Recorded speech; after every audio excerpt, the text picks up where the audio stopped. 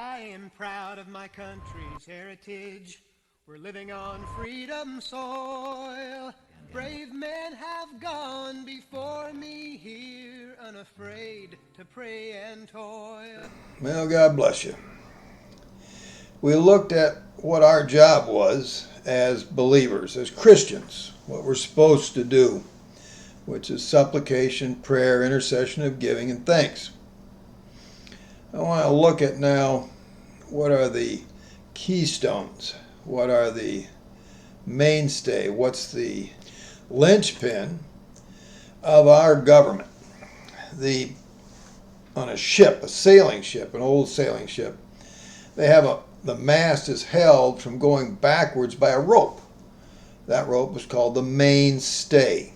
Then there are two backstays, one on each side, that hold that same mast from going forward or from side to side. And between these three and other ropes included, it keeps the mast in place from which then the sails hang, and this propels the boat. The mainstay is crucial. It is necessary. Without it, it doesn't work. The ship doesn't work. The linchpin is a pin that goes through an axle that holds a wheel on that axle. It's not the whole thing. It's not the wheel. It's not the axle. But without the linchpin, the wheel doesn't stay on the axle and the whole thing doesn't work. It's the necessary thing. You have to have it. The keystone sets in the middle of an arch.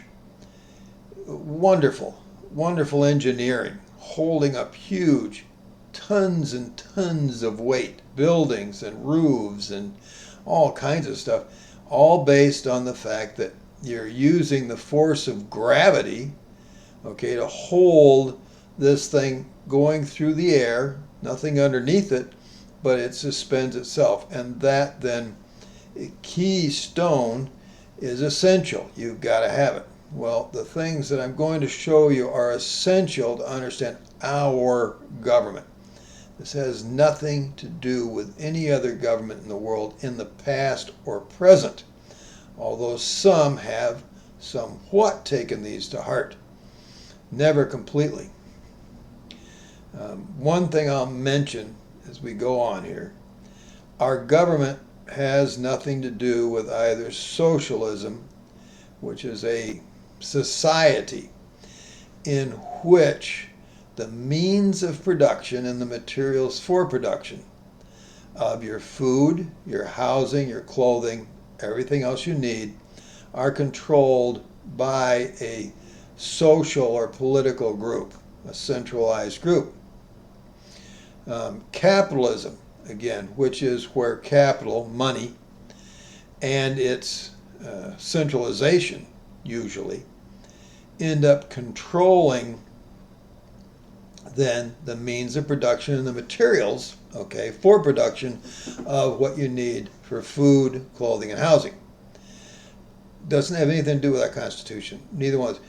You're arguing, and you're arguing about capitalism and socialism, nothing to do with our Constitution. You're like Christians who argue over all kinds of things that have nothing to do with Christianity. No. And we can go through these more, but understand this. This is not an argument about socialism and capitalism. Okay? Has nothing to do with any of your political parties currently operating, or your current political philosophies or your current political people. Nothing. Because we're so far from the real understanding of how our Constitution works. We have been, as a nation, as a people, brainwashed over years, step by step. And you're going to have to realize, first off, that you don't understand before you're going to get to the point you can. I'm going to give you keystone, mainstay, the linchpin of our Constitution. 3 statements. One is the introduction to the Bill of Rights. You remember that first men put together our proposed Constitution. Really good government. It included a king, okay, which was divided into 2 parts. The king, if you remember, was supposed to go out before the people and fight their battles and to judge them. and we divided that into the President of the United States and the court system, the federal courts. After that, we have the aristocrats, and that was our Senate. They're the slow movers, the deep thinkers, not in any hurry to go any place, working for the states, and that's what they're supposed to be. And then after that, you have the democracy, and that's the House of Representatives, all three agents of what they consider to be a great government. Put it out as a proposed constitution, then for years it was looked at by the people. It was debated, it was talked about, okay, in private and in public, newspapers, magazines, from the kitchen table, sitting around the fire, soapboxes, pulpits, and everywhere you could, they discussed and debated and examined this. And they came up with, certain alterations, provisions, and amendments that they wanted. Now, these were the 9th and 10th Amendments, plus the introduction to the Bill of Rights. Before they said all of this, they said that the power of government may be reassumed, taken back by the people whenever it shall become necessary to their happiness. That they put before they said anything else. Then they said this, in the introduction of the Bill of Rights: the convention of a number of states, having at the time of their adopting the Constitution expressed a desire, they actually demanded, in order to prevent misconstruction and abuse of its powers. This is what they intend to achieve, that further declaratory and restrictive clauses should be added, and that's how they intend to do it.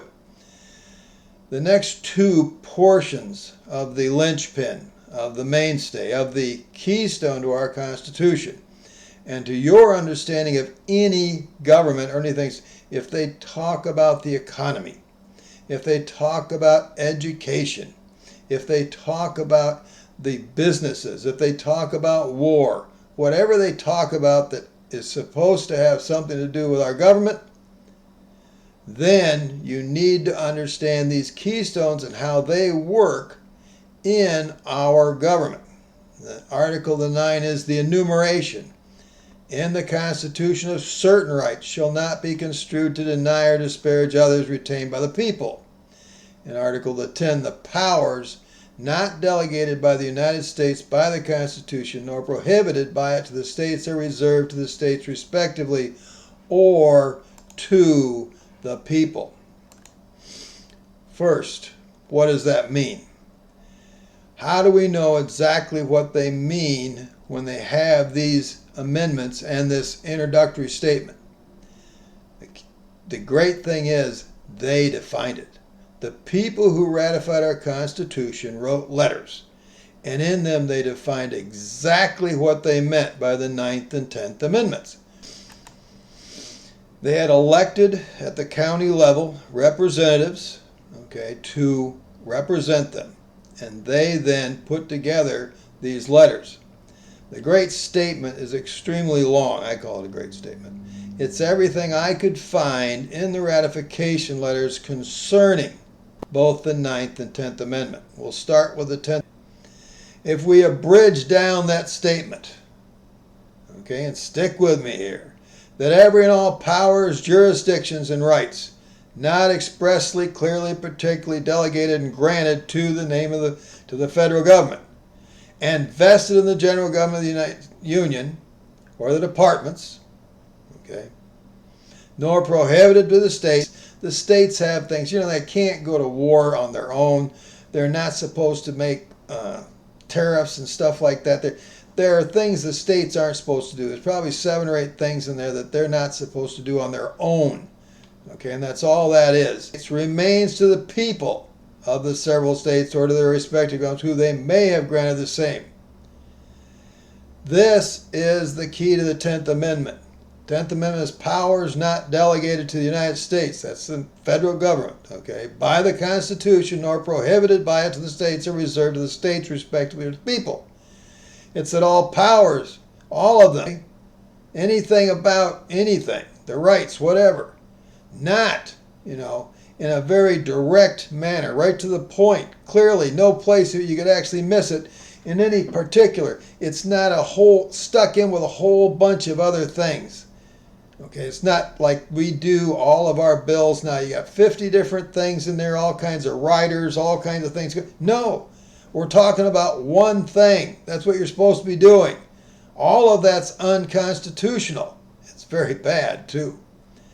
Delegated and granted to the, and vested. Okay, all the power is vested. Remember, we can take it back whenever we want to. It's our power to the general government. This is what the 10th Amendment is. Okay, it's a linchpin. It's the keystone. If we don't understand this, how it works and how it applies, then we'll never get the whole thing. They're being very clear. We need to understand that our government, okay, is only supposed to do those things clearly, particularly expressly granted for them. Nothing else. We are allowed, we the people make changes in that. And you don't know the will of 300 million people, 330 plus million people. Nobody knows. You can say you're a good guesser. They don't know. They're lying when they say they know the will of the people. They don't. The only way you know the will of the people is to put something to a vote, and when you put it to the vote, that is by way of an amendment to the Constitution. It's the only way you know. What is given for the government actually to do? Understanding there is no inferred, no implied powers. We are so far from understanding this. We are miles from understanding this. This is what actually made America great. This is what keeps your government from being used against you. This is what allows you to keep freedom, and we don't know this. Not only that, it's been overthrown. The 10th Amendment is no longer a portion or used by the government of the United States of America primarily because we don't understand it. But we can. We're looking at the 10th Amendment. We looked at the introduction to the Bill of Rights. Okay? These are keystones. They're linchpins. They're the mainstays of our Constitution. Without them, nothing works, and we don't have an understanding of them, so that's why nothing's working. Okay, we're going to keep the government from abusing power, from misconstructing power by having first declaration and restriction.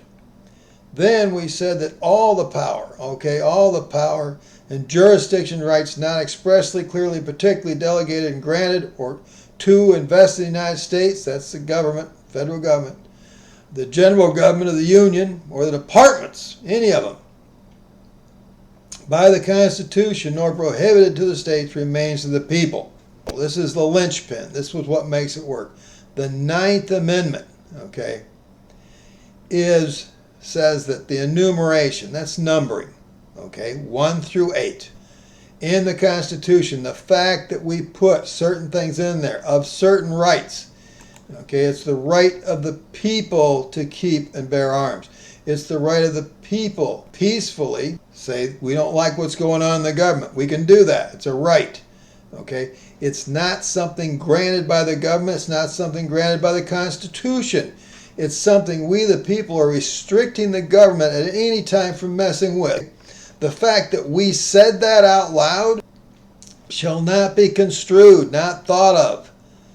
To deny, that is to declare as untrue, even to not exist, or to disparage, to belittle, or say it's unimportant in value, others retained to hold on to what you already have. That's to retain by the people.